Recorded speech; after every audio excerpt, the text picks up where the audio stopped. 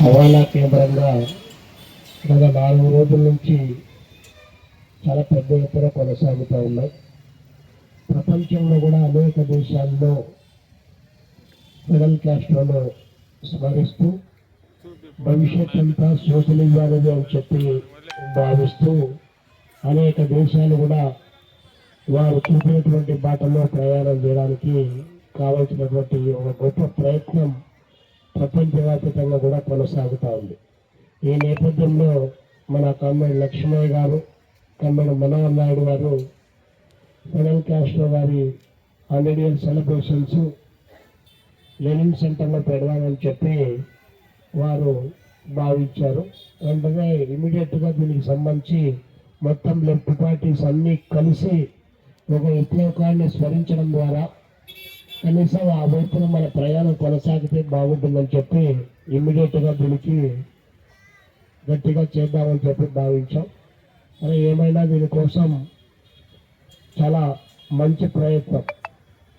మనము ఎవరినైతే స్మరిస్తున్నామో, ఎవరినైతే గుర్తు చేసుకుంటున్నామో అలాంటి వ్యక్తులు ఈ సమాజాన్ని చాలా పెద్ద ఎత్తున ప్రభావితం చేసినటువంటి వ్యక్తులు.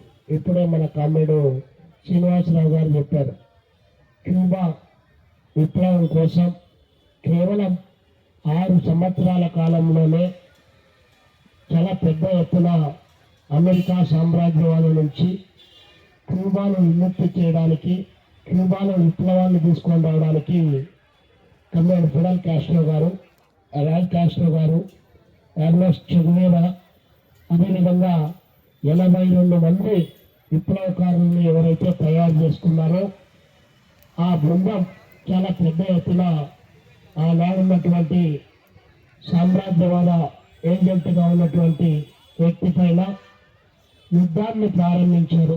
ఆ సందర్భంగా 82 మందిని వారు పట్టుకొని కాల్చి చంపగా మిగిలినటువంటి వాళ్ళు 17 మంది మిగిలారు. ఆ 17 మంది మళ్ళీ తిరిగి మరొక 80 మందిని తయారు చేసుకొని దాన్ని ఒక గెరిల్లా పోరాటంగా మలిచి ఆ దేశం పైన, ఆ దేశంలో ఉన్నటువంటి పాలకవర్గం పైన తిరిగి మళ్ళీ గెరిల్లా యుద్ధం 4 వైపుల నుంచి మధ్యతరగతి ప్రజానికాన్ని, రైతాంగాన్ని, కార్మిక వర్గాన్ని, యువజనులను అందరినీ కూడా సమీకరించి చివరికి ఎట్టికేలకు విజయాన్ని సాధించి 6 సంవత్సరాల కాలంలో ఇక్కడ వాళ్ళు ఏ రూపాల్లో పోరాటం చేశారన్నటువంటిది పాయింట్ కాదు. బట్ కానీ 6 సంవత్సరాల అతి స్వల్ప వ్యవధిలోనే ఆ దేశాన్ని విముక్తి చేయడానికి కావాల్సినటువంటి ఒక గొప్ప కార్యాచరణ రూపొందించుకోవడం అనేటువంటిది విప్లవకారుడికి ఉన్నటువంటి ఒక దార్శనికతను మనం ఇక్కడ అర్థం చేసుకోవాలి. కాబట్టి ఆ వైపున ఫిడెల్ కాస్ట్రో గారు విప్లవాన్ని నడిపి అక్కడ ఉన్నటువంటి అనేక రకాలైనటువంటి ఆంక్షలు చెప్పారు పెద్దలంతా కూడా. మన శ్రీనివాసరావు గారు ఆంక్షలు, ఎన్ని రకాల ఆంక్షలు అంటే కనీసం 600 సార్లు, 1 కాదు 2 కాదు 600 సార్లు ఆయన్ని చంపడానికి కావాల్సినటువంటి అనేక ప్రయత్నాలు చేశారు. ఆ ప్రయత్నాలన్నిటినీ ఎప్పటికప్పుడు తిప్పి కొడుతూ వాటి నుంచి రక్షణ పొందుతూ ప్రపంచానికి ఒక స్ఫూర్తిని ఇచ్చే పద్ధతిలో ఫిడెల్ కాస్ట్రో గారు గొప్ప ప్రయత్నం కొనసాగించారు. మరి మనందరం కూడా విద్యారంగం, నాకు ఒక చిన్న అవకాశం వచ్చింది. అది 1997లో నేను క్యూబాను దర్శించేటువంటి యూత్ అండ్ స్టూడెంట్స్ ఫెస్టివల్ జరిగితే అప్పుడు వెళ్ళాను. అప్పుడు వెళ్తే అక్కడ క్యూబాలో మనలాగా చాలా పెద్ద పెద్ద స్టార్ హోటళ్ళు, లేకపోతే మరొకటి ఎక్కడికి పోయినా కూడా దిగి హోటల్లో ఉండేటువంటి అలాంటి సంస్కృతి అనేటువంటిది అక్కడ చాలా తక్కువ.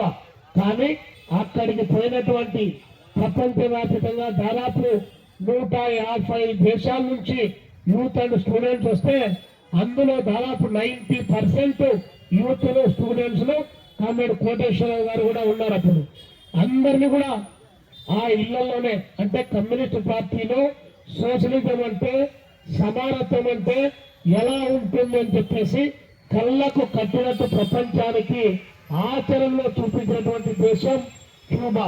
అదేవిధంగా అక్కడికి పోయిన తర్వాత విద్యా సంస్థల్లోకి తీసుకొని వెళ్ళారు.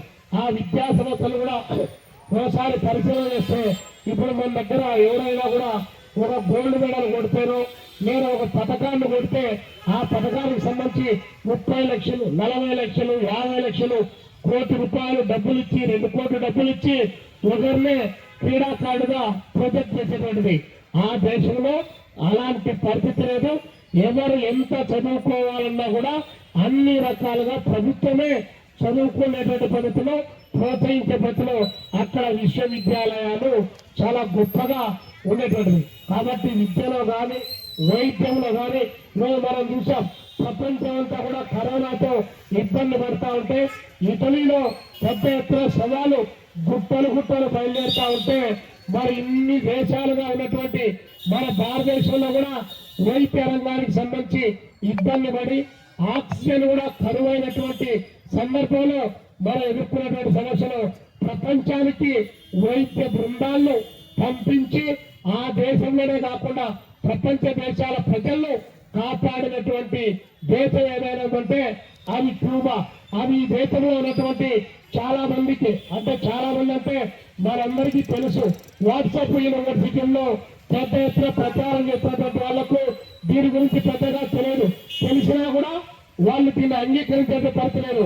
అది కమ్యూనిటీ దేశం కాబట్టి ఎల్లలు లేనటువంటి సమాజ నిర్మాణం చేపట్టాలని చెప్పి అది భావించి దాన్ని ఆచరిస్తున్నటువంటి సిద్ధాంతం సోషలిజం కమ్యూనిజం. కాబట్టి ప్రపంచంలో ఏ దేశం ఎన్ని రకాలుగా ఇబ్బంది పడితే ఆ ఇబ్బందుల్లో మేము ఉంటామని చెప్పేసి కరోనా లాంటి కష్టకాలంలో ఈ ప్రపంచానికి సేవలు అందించేటువంటి దేశం మన క్యూబా.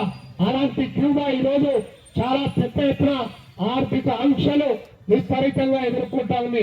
ఇప్పుడే శ్రీనివాసరావు గారు చెప్పారు, ఇదే ఆంధ్రప్రదేశ్ నుంచి 1 కాదు 2 కాదు 18 లక్షల రూపాయలు విలువ చేసేటువంటి మెడిసిన్స్ కొనుగోలు చేసి ఇప్పుడు జరుగుతున్నటువంటి ఆ సభలకు ఆంధ్రప్రదేశ్ నుంచి కమ్యూనిస్ట్ పార్టీగా సిపిఐగా కూడా ఆ దేశానికి పంపించడం జరిగింది.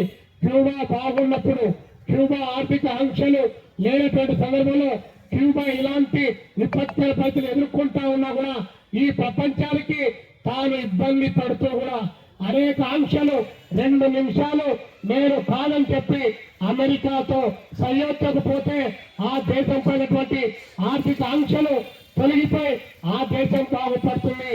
కానీ అమెరికా వాడు భావిస్తున్నటువంటి సందర్భంలో ఈ యొక్క క్యూబా అనేటువంటిది నా పెరటిలో ఉన్నటువంటి దొడ్డి లాంటిది, ఇది ఉండడానికి వీల్లేదని చెప్పి భావిస్తా ఉంటే అలాంటి సందర్భంలో ఈ దేశంలోనే కాదు ఈ ప్రపంచాన్ని గడగడ ఆడిస్తున్నటువంటి, ఈ ప్రపంచాన్ని తన యొక్క సామ్రాజ్యవాదంతో శాసిస్తున్నటువంటి అమెరికాకు వెల్లులో చలి పుట్టించేటువంటి పద్ధతిలో 90 మైళ్ళ దూరంలో అంటే దాదాపు 140 కిలోమీటర్ల దూరంలో ఉండి కేవలం 90 లక్షల జనాభా కలిగినటువంటి క్యూబా ఈరోజు అమెరికానే శాసించే పద్ధతిలో దాని యొక్క ఆర్థిక ఆంక్షలకు ఏ మాత్రం లొంగకుండా ఆ దేశానికి ఎవరు ఆయిల్ అమ్మడానికి లేదు, ఎవడు బియ్యం సరఫరా చేయడానికి లేదు, ఎవడు చక్కెర సరఫరా చేయడానికి లేదు.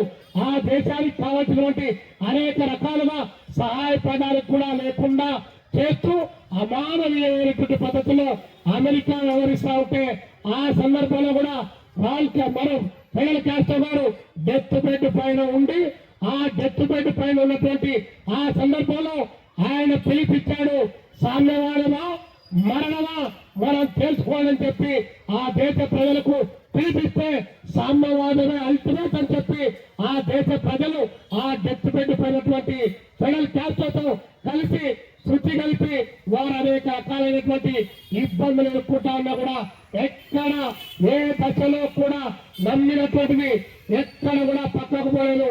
మనం చూస్తా ఉన్నాం.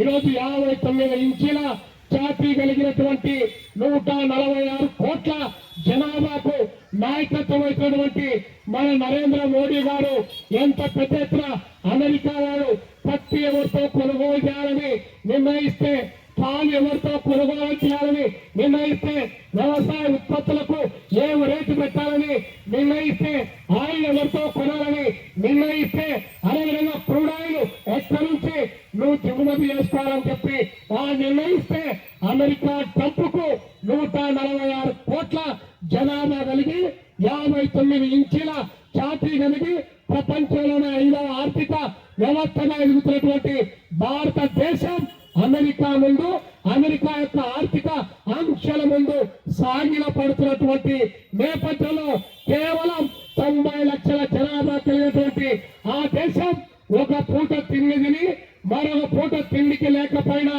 ఆత్మాభిమానం, దేశభక్తి అంటే ఇది అని చెప్పి ప్రకటించినటువంటి క్యూబాకు నాయకత్వం ఇచ్చినటువంటి గొప్ప వ్యక్తి ఫిడెల్ కాస్ట్రో గారు 86 సంవత్సరాల పాటు ఈ ప్రపంచంలో అనేక దేశాల్లో చైతన్యవంతం చేయడానికి ఆయన రాతలు గాని, ఆయన ఉపన్యాసాలు గాని, అదేవిధంగా ఆయన చేసినటువంటి అనేక చర్యలు మొత్తం లాటిన్ అమెరికాలో ఉన్నటువంటి అనేక దేశాల పైన తీవ్రమైనటువంటి ప్రభావాన్ని చూపించాయి. పోయి మనం మంగోలియా లాంటి దేశం ఎక్కడన్నా పోయి అంతర్జాతీయ కార్యక్రమంలో పాల్గొంటే వీవా క్యూబా అని చెప్పి వినరించేటువంటి ఈ ప్రపంచంలో ఉన్నటువంటి యువతకు ఒక ప్రేరణ, అలాంటి ప్రేరణ ఇచ్చినటువంటి చెవియరా ఆ దేశంని విప్లవం నడిపించడంలో ప్రముఖ పాత్ర పోయించాడు.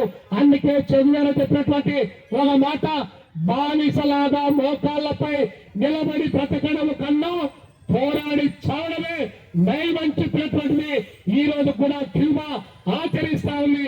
ఆ ఆచరణలో ఉన్నటువంటి క్యూబాకు ఈ రాష్ట్రంలో ఉన్నటువంటి వామపక్ష పార్టీలు, బయట ఉన్నటువంటి అనేక మంది అభ్యుదయ కాముకులు క్యూబాను మనం అన్ని రకాలుగా ఆదుకోవాలి. ప్రశ్నించి అమెరికా సామ్రాజ్యవాదానికి వ్యతిరేకంగా నిలబడుతున్నటువంటి ఏ దేశమైనా సరే ఆ పోరాటం జరిగితే మన కమ్యూనిస్ట్ పార్టీలో ఉన్నటువంటి సిద్ధాంతం అంతర్జాతీయవాదం. ఆ అంతర్జాతీయవాదం ఇంప్రీమిజానికి వ్యతిరేకంగా జరిగేటువంటి పోరాటం ఏదైతే ఉందో దాన్ని మనం హక్కున చేర్చుకోవాలి, మనం దాన్ని కాపాడాలి. ఈరోజు ఫిడెల్ కాస్ట్రో గారు లేకపోవచ్చు, రాల్ కాస్ట్రో గారు ఆయన పక్కన బాధ్యతల నుంచి వైదొలగినచ్చు. బట్ కానీ నాడు వేసేటువంటి బీజం ఏదైతే ఉందో ఆ బీజం నేటికి కూడా కొనసాగుతా ఉంది. ఈ దేశంలో ఉన్నటువంటి అనేక మంది వ్యక్తులకు, శక్తులకు ఆ యొక్క క్యూబాలో జరుగుతున్నటువంటి పోరాటాన్ని మనం ఈ సంవత్సరం కాలం పాటు మన శ్రీనివాసరావు గారు చెప్పినట్టు నేడు ఈ దేశంలో ఉన్నటువంటి జంజీ ఉద్యమం ఏదైతే ఉందో అలాంటి జంజీ ఉద్యమానికి కూడా ఉద్యమాలు ఉండడం ద్వారా ఆత్మగౌరవం అంటే, దేశభక్తి అంటే దేశాన్ని తాకట్టు పెట్టి, ఆత్మగౌరవం అంటే మనం తాకట్టు పెట్టి బయటికి చెప్పేటువంటి మాటలు కాదు. ఎన్ని రకాల అవంతరాలు ఎదురైనా, ఎన్ని రకాల ఆంక్షలు ఎదురైనా, ఎన్ని రకాల నిర్బంధాలు ఎదురైనా కూడా నమ్మినటువంటి సిద్ధాంతం కోసం మాట పైన నిలబడి దానికోసం తన ప్రజలను నడిపించడమే నిజమైనటువంటి పోరాటం తప్ప అలా కాకుండా మన దేశం ఈరోజు మనం మాట్లాడుతుంటే, మన దేశాల గురించి మాట్లాడితే ఇవన్నీ ఎర్ర కుక్కలు వాగుతా ఉన్నాయని చెప్పి చాలా మంది కాషాయ రంగు కుక్కలు ఈరోజు చాలా మొరగడానికి సిద్ధంగా ఉంటాయి. కాషాయ రంగు కుక్కలకు యజ్ఞం చేస్తా ఉన్నాం. మేము నమ్మినటువంటి సిద్ధాంతం అంతర్జాతీయవాదం. Think is high to reach the sky అని చెప్పి ఏదైతే ఉందో, థింక్ గ్లోబల్లీ యాక్ట్ లోకల్ అని చెప్పి ఏదైతే ఉందో దాన్ని మేము అంతర్జాతీయంగా దోపిడీ శక్తులు ఎక్కడైతే ఉన్నాయో ఆ దోపిడీ శక్తులకు వ్యతిరేకంగా నిలబడమే కమ్యూనిజం యొక్క మూల సిద్ధాంతం. దానికోసం మీలాంటి వాటి మాటలు పట్టించుకునేటువంటి సమస్య లేదని చెప్పి మనం ఈరోజు చెప్పాల్సినటువంటి అవసరం ఉంది. Fidel Castro, Raul Castro, Ernest Che Guevara అదేవిధంగా ప్రపంచవ్యాప్తంగా ప్రపంచాన్ని ప్రభావితం చేసేటువంటి విప్లవకారుల యొక్క జీవితాల్లో ఈ దేశంలో ఉన్నటువంటి నేటి యువతకు మనం అందించాల్సినటువంటి బాధ్యత, ఆవశ్యకత నేడు ఉండేది. దాన్ని ఈరోజు జంగీ ఉద్యమం గుర్తించింది. ఆ జంగీ ఉద్యమంలో కమ్యూనిస్టులు లేరు, విప్లవకాలు లేరు.